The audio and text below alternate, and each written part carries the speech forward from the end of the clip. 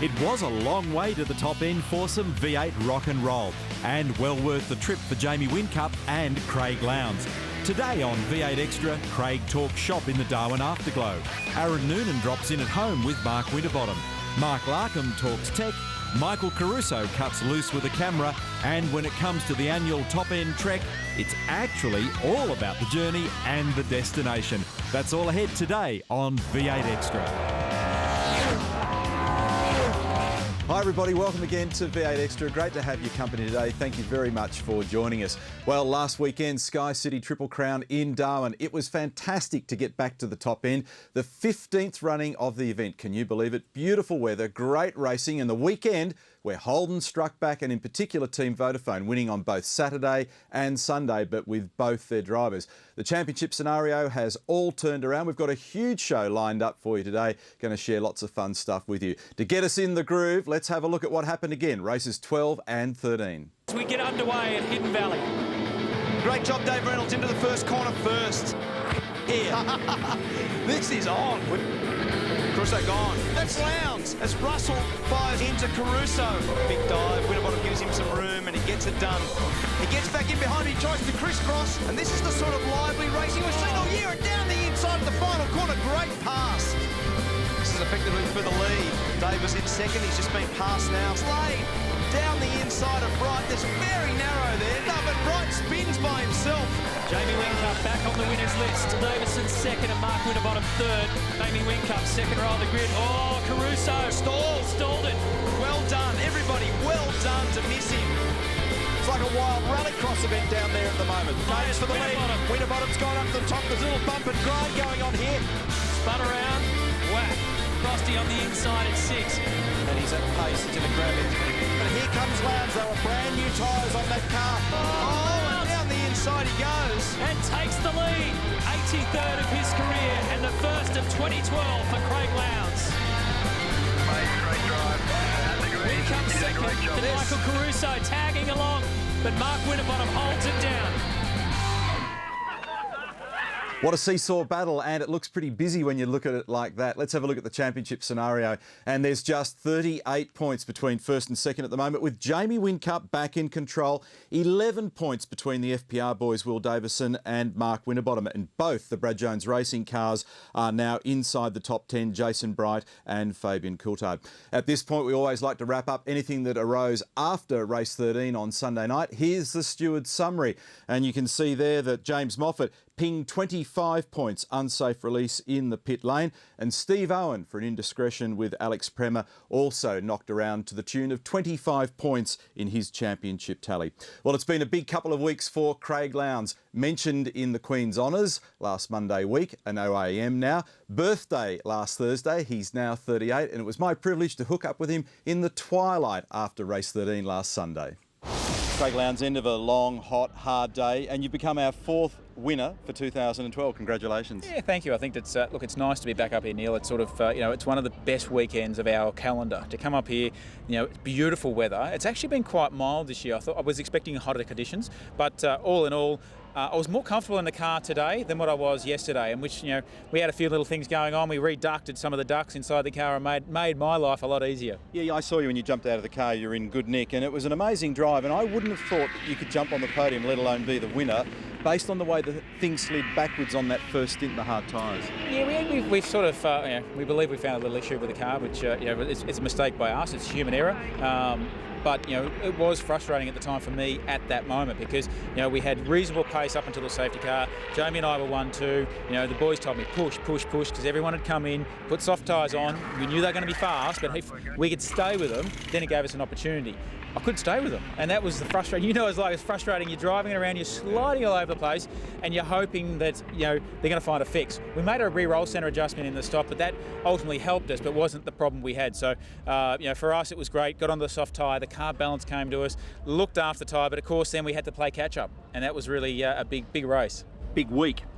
Honoured by the Queen last Monday. Congratulations, that's pretty groovy. Oh, look, it's been fantastic to be honoured for something that you love doing. We all love doing it. We're all part of this big circuits, and also be honoured for not only what we do right here this weekend, but off track and where we go away. Isn't the vibe at this joint great? I mean, late afternoon here, the temperature's awesome. It's midwinter. You've loved coming here all along. You've done them all and you've had a great run. It's something special about the place. Well, it is. The sun's now setting. The bands are still playing in the background. Everyone's trying to pack up, but yet it's a beautiful atmosphere. I'm looking forward to you diving over there and having a sing shortly. Oh no, I'm very bad. I'm a very good shower singer. I had a look at the stats and I think that was win number 83 today as you cross this line over here.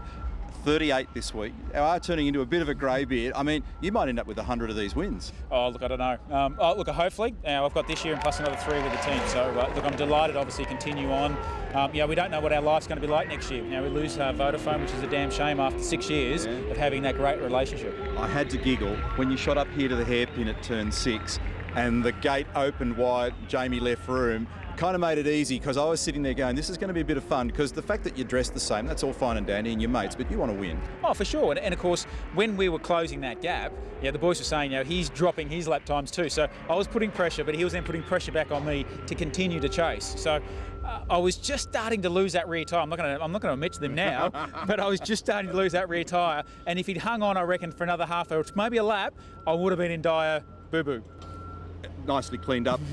Did you have a spot in mind as to where you're going to do it? Was it always going to be up there? Well, I think it was going to be up there. He always, every time we've come up here, and every year after year, I struggle coming onto this damn straight. He gets a better run, gets a good run down here. I was always going to struggle to get down him under brakes and into turn 1. That was my best opportunity. I had half a look, but you're right. He gave me room. He was a bit too generous. But in saying that, he's a great teammate, and he's going to be pushing damn hard now when we go to Townsville. Have a little drink tonight. Just a little and a few. This is the first one too we've had since Phillip Island last year, so I know the guys in the team have been working really hard. Go celebrate. See you in Townsville. Definitely. Thanks, Crompton. Quite a relaxed Craig Lowndes there, leaning on the pit wall at the end of the day's proceedings. Well, getting to the top end is a mission in itself. For the Stone Brothers racing drivers Tim Slade and Lee Holdsworth, they grabbed the GAN, the train, right up through the centre of the country. We'll go to the break with that. When we come back, we meet one of the gentlemen of our business, Joe Sullivan, the truckie for the Holden Racing Team, and we have a look at his 4,000 kilometre journey from Melbourne to Darwin. Stay with us. This is V8 Extra. We're pretty excited about this. Totally different way of getting up there. Sure, we'll see plenty of sights we've never seen before, going up through the middle of Australia, stop in Alice Springs, Katherine, and then up to Darwin. So 2.5 days in the train will be an experience, but I'm sure it'll be a bit of fun.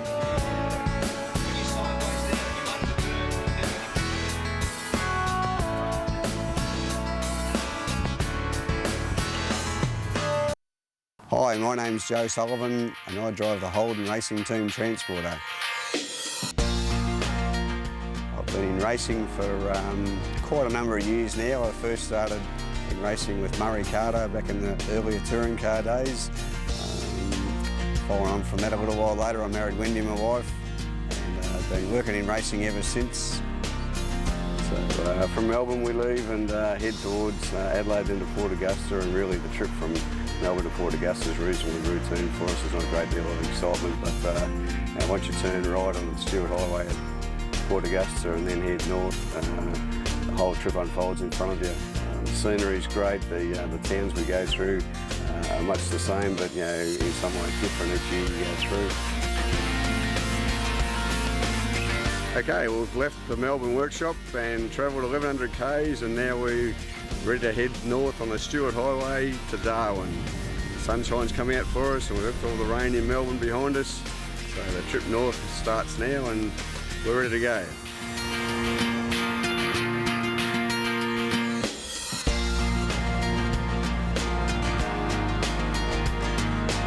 Breathtaking images there, Joe Sullivan and the Holden Racing Team rig on the way to the top end. We'll have more with Joe a bit later in the program.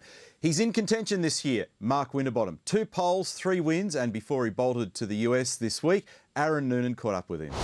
Mark, welcome to V8 Extra. Give me your executive summary of Hidden Valley last weekend. Yeah, not too bad. We didn't have the speed that I thought probably in the races, but in qualifying was fantastic. So overall 2/3, a couple of trophies to bring home for Oliver to play with, and not too bad a weekend. Do you still feel like Team Vodafone needs to have another weekend like they did in Darwin to really seize the momentum in the championship? Well, I think they're very good rounds for Triple Eight. What they did at Hidden Valley was probably what they've done in other years. They've got very good tyre life in the heat, but I'm sure Townsville, they're going to be strong. They showed last year how strong they are, but winning races is fantastic, but finishing races is important. So, they've shown their hand at Darwin, we've shown our hand at other tracks, and I think Townsville's going to be a closer battle because it's better tyre life, it's probably better conditions for everyone, and I think it'll be a good battle. But they've obviously shown their hand, and I'm sure they're going to continue. Can you remember being involved in such a tight, cutthroat championship battle like this one? Yeah, it's very tight. I can't believe that 3 cars can chop and change the way they are. And then Lowndes, he's sort of hasn't been spoken about, but he's that guy without pressure, and he's now snuck up and shown on Sunday what he can do, and we all know he can do it. And he's, I'm sure he's thinking now that he's not too far away. So could become 4 cars very quickly. But the great thing is it's red versus blue, Holden versus Ford, factory team versus Triple Eight, and I think that's the exciting part about it at the moment. But chopping and changing week in, week out, it's December. That's the hard part, to know who's going to be where. But it's a good championship. How have you managed your relationship with your teammate? It's the first time in a long time that you've had a teammate that's also been involved in a championship battle with yourself. Yeah, it's been good. He's obviously on top of his game at the moment, but there's days that he'll be quick and there's days that I'll be quick. The unfortunate thing, we're taking points off each other, which is probably helping Jamie, although he sort of dealt with that issue again on the weekend with Craig doing what he did. So, it's very hard. On the weekend, we had slight contact, but I'm racing him for a championship, and as much as you are there for the team, obviously you're there to try and win it for yourself as well. And then you run that issue of queuing in the pits, and there's all these issues that whoever is second is always going to come off second best. So it's been good. I'm enjoying it. I'm enjoying the battle, and who knows? I mean, he's going to be there at the end of the year, so we're going to have to fight each other, and he's another guy you've got to try and beat. Townsville's next in a fortnight, and you've historically been strong there over the last couple of years. Are you on a high level of warning considering the results that Team Vodafone have had, or are your confidence levels high? No, I don't relate Townsville to Darwin at all. I think they're very, very different. Probably Townsville's very similar to Hamilton, so I think we'll go there. We'll be competitive. It's no doubt about that. But just how competitive? The scariest sign was Triple Eight last year. They did their quickest lap with 3 laps to go. I remember Wincup did a 13.8 with 3 laps to go. My quickest lap was a 13.8 on green tyres on lap 1. So obviously 12 months is a long time, but that they are a danger sign up there with their tyre life. But I think anything on your day, we've won there before. It's a high risk track. One clip at the concrete wall, 150 points could be gone quite quickly, and that's a massive championship turnaround. So play it smart, have a quick car. If it's good enough, go for the win. If not, survive and do what we did at Darwin, get the best result we can. Thanks for having us over at your home, Frosty. We'll see you in a few weeks in North Queensland. Thanks, mate. Cheers. Mark Winterbottom there from Ford Performance Racing, and we'll hook up again with Frosty next weekend. Well, we've got something of a travel theme running in V8 Extra today, the long and winding road to Darwin. We'll take a break. We'll be back with more in just a tick, and Larko answers your questions. Go straight up the guts of Australia. We basically dissected the country. We saw a number of different scenery out the train windows, and stopped on the way in Alice Springs, Katherine, and now on to Darwin.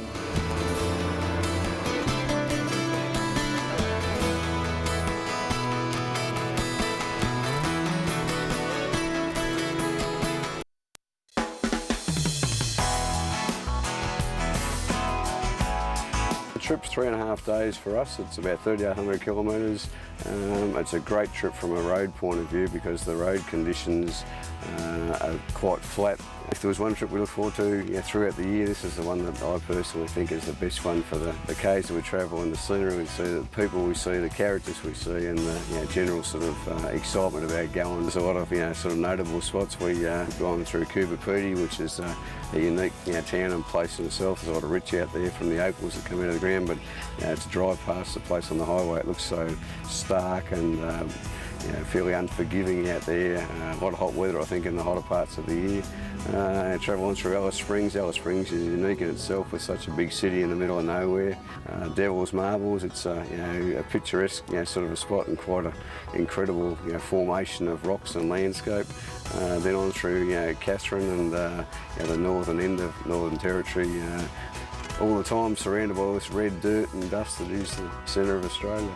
Oh, it means a lot to work for the Holden Racing team. They've been an icon team for as long as I've been racing, and they've certainly achieved so much along the way that it's just a great outfit to work for. There's some great people involved. There's a great history and a heritage in the Holden Racing team.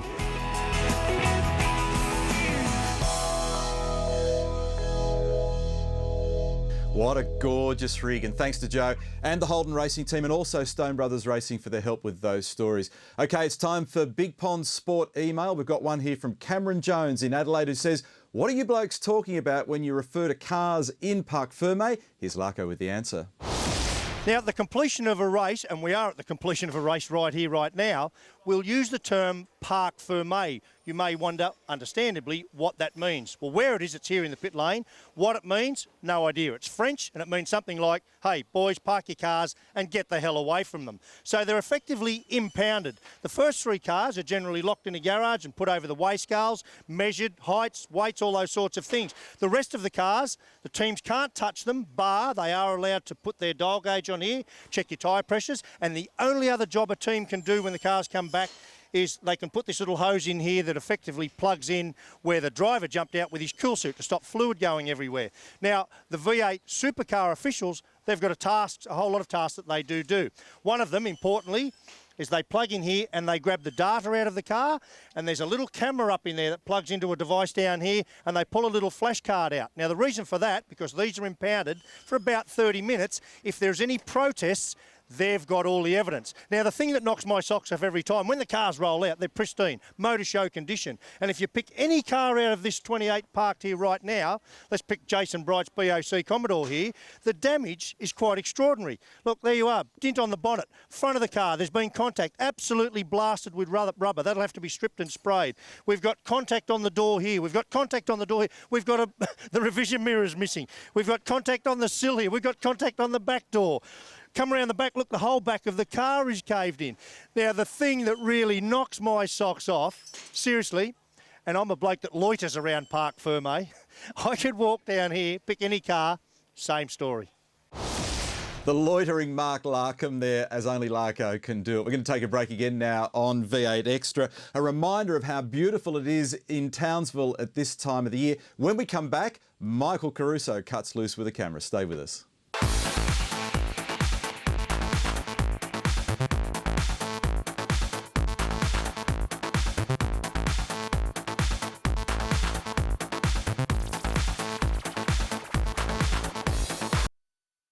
G'day, Michael Caruso here from Fujitsu GRM Racing. Now, I might not have the fancy vocabulary or the beautiful looks with the makeup, but I'm going to give reporting a try. Go ask a few of the boys a few questions this morning.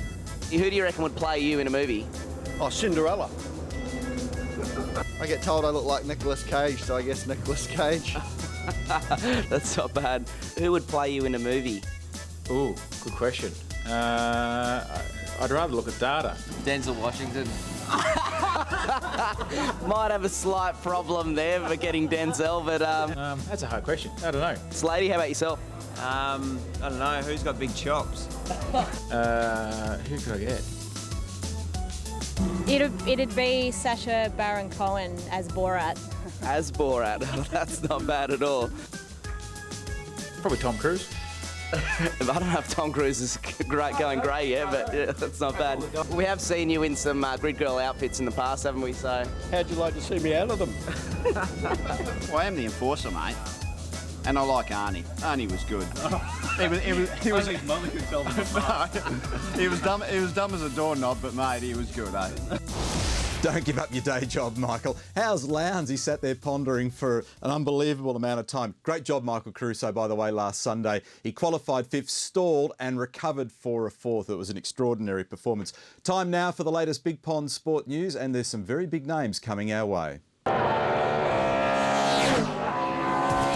Late this week, it was announced ex-Formula One world champ Jack Villeneuve will climb into the Pepsi Max Holden in Townsville. And Queensland will also be the destination for more stars in October. F1 ace Nick Heidfeld plus current IndyCar star Marco Andretti have both been confirmed for the Armour All Gold Coast 600. Andretti will drive for Jack Daniels Racing and Heidfeld will line up with David Reynolds in the Bottle Racing Falcon. Meantime at HRT, sports car specialist Darren Turner returns to drive alongside James Courtney again. And if you're a Stone Brothers racing fan, the second edition of the SBR magazine is out now. Go to the Stone Brothers website for more info. That Armour All Gold Coast 600 is going to be a mega event and more big names to be announced very soon. Before we go, quick plug for the boys from Team Vodafone. They're riding tomorrow in the Brizzy to the Bay ride, raising money importantly for MS. So jump online and try and give them a hand. Our next V8 Supercar event, you can see the details there. We're off to Townsville, going to be mega. Races 14 and 15. It's not too late to come and join us in the sun. Our next V8 Extra, James Courtney will join us right here in the studio. Hope you've enjoyed the program today. Look forward to seeing you again next week. Bye for now.